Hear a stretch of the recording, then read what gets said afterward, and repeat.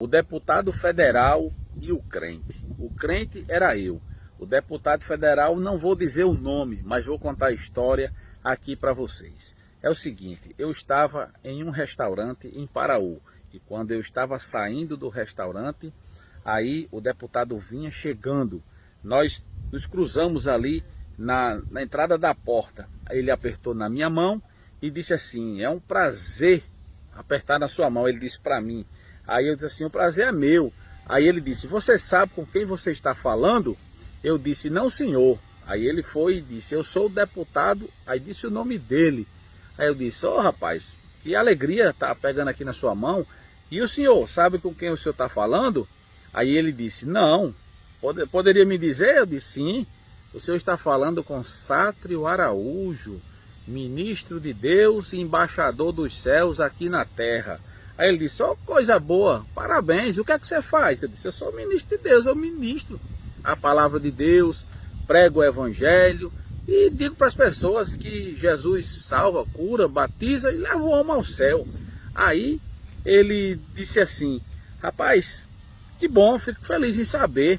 Eu disse: deputado, eu posso lhe fazer uma pergunta? Ele disse: fique à vontade, faça quantas você quiser. E isso ele segurando na minha mão e eu na mão dele também. E o pessoal ali olhando. Aí ele disse assim, eu disse assim: deputado, Deus vê todas as coisas? Aí ele disse: sim, Deus vê todas as coisas. Inclusive a Bíblia diz que nada se oculta dos seus olhos. Ele vê todas as coisas porque ele está em todos os lugares ao mesmo tempo. Aí eu disse: deputado, mas ele vê tudo, tudo, tudo mesmo? Aí ele disse: sim, rapaz, ele vê tudo, tudo, tudo mesmo. Deus vê tudo. Aí eu disse: após, deputado, eu vou dizer aqui para você uma coisa que Deus nunca viu e nem verá. E se ele disser que viu, aí eu abandono a minha fé, rasgo a minha Bíblia e deixo de pregar o evangelho. Porque se ele disser que viu, é porque ele está mentindo. Aí o deputado olhou assim e disse assim: meu amigo, pese as suas palavras, viu? O que você está dizendo é muito grave. E isso pode se configurar numa blasfêmia contra Deus, porque é um absurdo o que você está dizendo. E olha, o preço é alto, viu? Mas eu disse: eu afirmo, deputado, que Deus nunca viu. Se o senhor me permitir, eu vou dizer aqui outras coisas que Deus nunca viu. Ele disse: após, diga primeiro, que eu já estou curioso em saber o que é que Deus nunca viu. Ele disse: olha, deputado, Deus nunca viu outro Deus igual a ele. Ele é o único, não há outro Deus. Ele é o primeiro e o último, o princípio e o fim, o alfa e o ômega. A Bíblia diz que todas as coisas foram feitas por ele, sem ele nada do que foi feito se fez.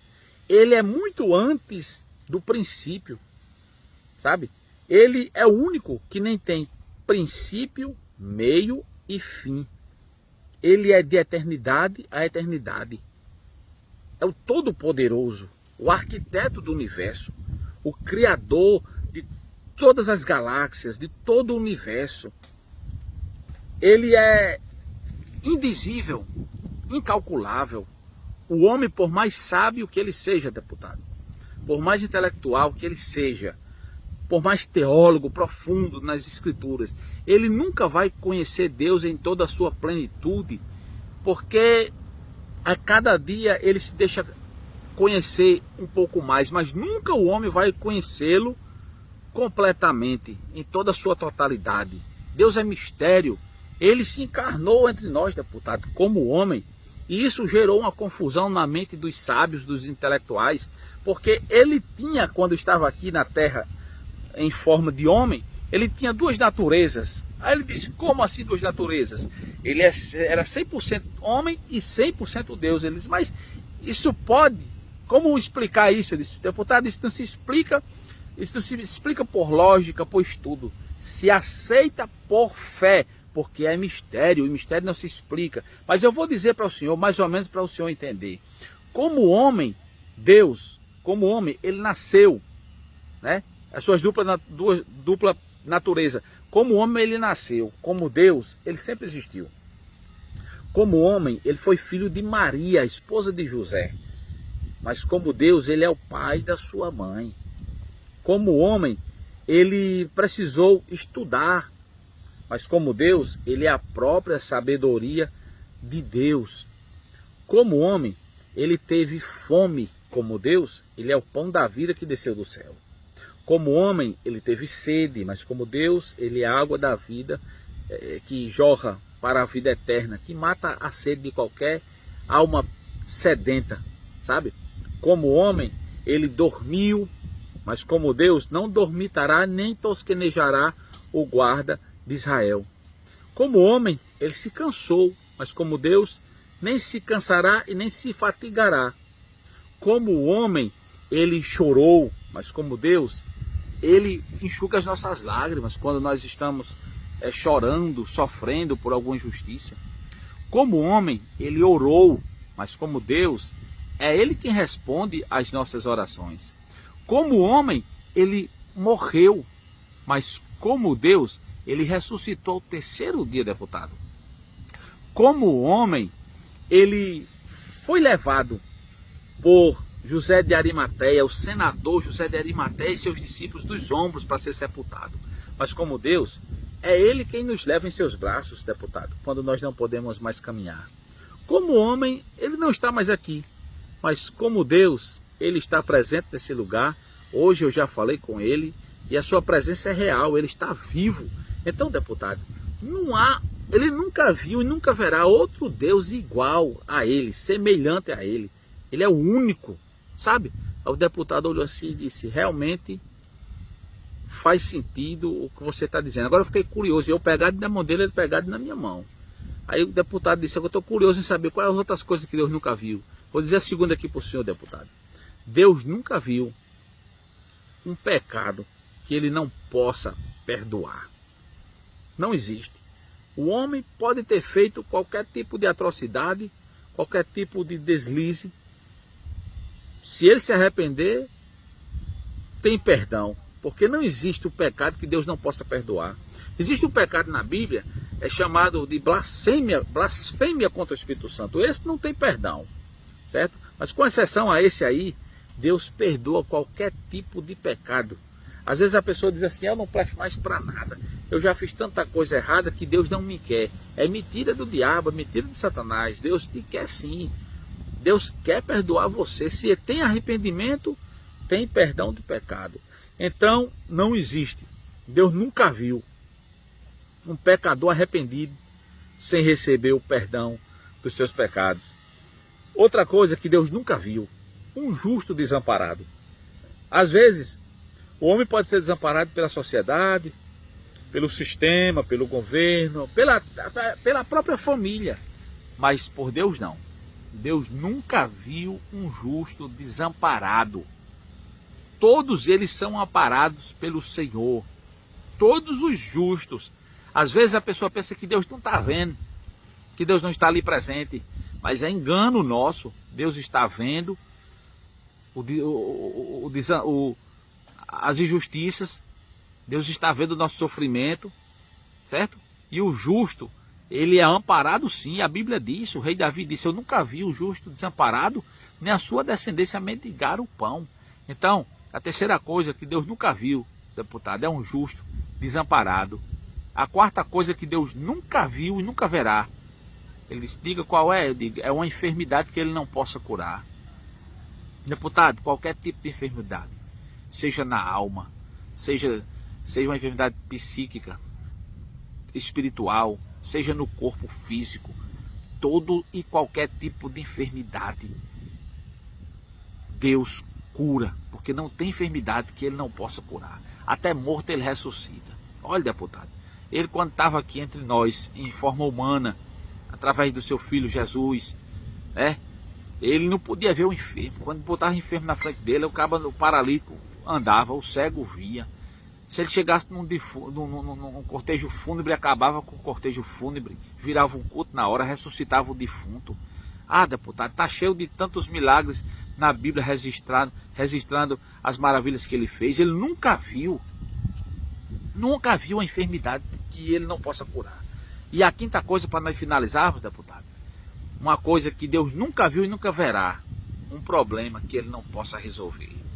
Nós estamos mergulhados numa avalanche, numa onda de problemas, de dificuldades.